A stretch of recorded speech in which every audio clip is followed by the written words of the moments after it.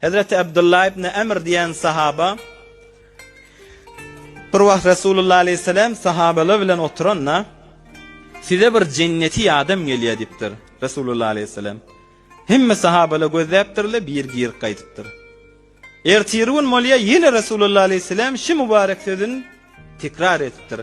Sizlere cenneti bir adam geliyor diptir. Yine de himmeti gözlep duruptırla yine dünkü adam geliptir. Hazreti Sa'd ibn Abi Waqqas diyen sahaba radıyallahu anh gir kaytıptır.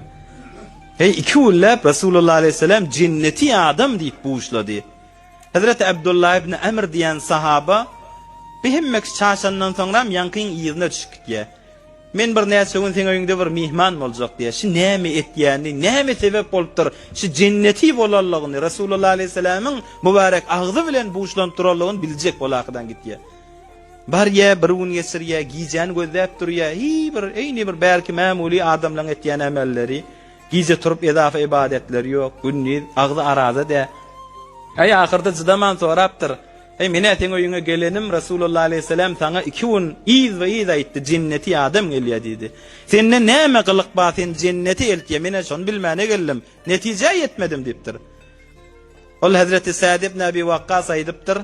Men ýüregimde hemme etýän zadyma siz ýaly özgören bolsaň edafa etýän işim ýok diýipdir.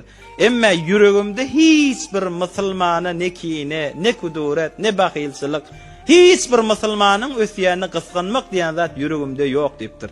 Ay bolly diýipdir. Seni başga kişiden saýlap duran şunyň gyn zat ýöne sen cenneti edip duran şimişdik diýakydan Hazreti Abdullah ibn Amr ýanyndan çykyp gaýtdy. Şu ýürek salim bolmak Hudaý Taalaň ýanyna inki erzeşil zatda.